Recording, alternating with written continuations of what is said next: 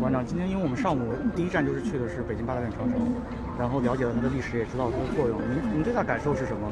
因为我们在台湾从小时候到大都知道长城，有很多歌曲，有很多电影，有很多写作，包括我们小学的课本都有提到长城。台湾我相信大多数人都知道长城，但是从来没去过。那今天去一次，实在是觉得第一个终于圆梦了，天哪！第二个是佩服中国我们这些祖先们的智慧跟毅力。居然在当时那个年代可以建出这样的一个建筑物，同时它也是入选了这个，我上网去查一下，它是入选了奇迹建筑之一嘛。然后也觉得以前人打仗还真辛苦，然后老祖先的智慧，也觉得这个真的是我们身为中国人的一个骄傲。就看看长城怎么建的，我也在那边一直说，我也希望台湾的朋友可以多来看看我们老祖先的智慧。它里面很多设计都是为了怎么样抵御外敌啊，它为什么要这样造啊，它为什么要这样建啊？我们才稍微走了一小段，可是我上网去看，他说整个长城是2万多公里，横跨整个中国，我觉得大家都可以来看，很感动，很感动。终于手摸到脚踩到，这样才是最重要的。对，有句话叫"不到长城非好汉"，是，你怎么理解好汉？是啦，我到了，我当然可以这样讲，因为我到了，我就可以用这句话去实践，多台湾人来，不到长城非好汉，对不对？然后也有人家说。不喝豆汁非好汉，所以我觉得来北京还蛮好玩的，就是你可以去看这些历史。我觉得我现在去大陆很多个地方，你可以看这些历史，你也可以品尝这些很有趣的。我昨天也吃那个黑色的臭豆腐，天哪 ，Oh my god！ 真的是因为长城实在是太雄伟了，大家是要亲自过来看一看，看一看先人，然后看一看以前我们怎么在打仗，无论是跟日本抗日的时候，还是说跟这个以前的匈奴，当然现在大家都自己人了。以前他们说介绍是蒙古嘛，抵御蒙古，然后看先人的智慧，还有你会觉得以前那个时代到底怎么睡在这边，怎么驻军，怎么去建出这些建筑物，怎么样建，真的是很佩服。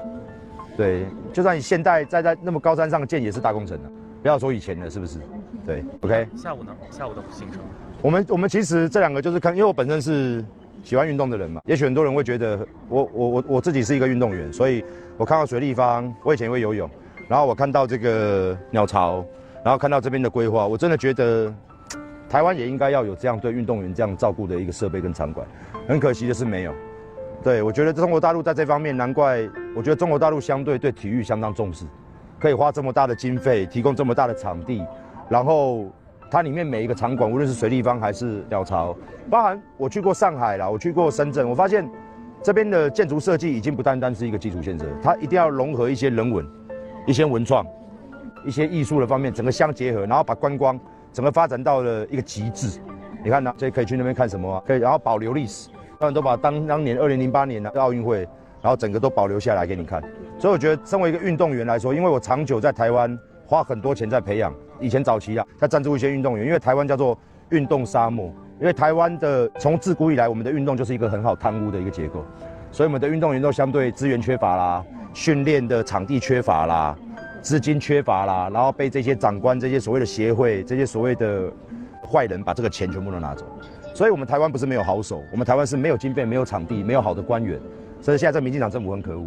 对他们就是派一个花瓶在那边摆摆样子。我们的运动员苦还是苦。那相对你看看，我随便逛，你看人家的一个游泳馆可以建成这样，人家的一个运动馆可以这样，而且不止北京这个地方，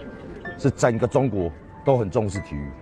而且人家都有相对应的基础硬件措施，都做得相当好，而且每个都大，然后资源提供丰富，对不对？然后运动员的保障也有相对的保障，所以这个是台湾目前需要去跟上。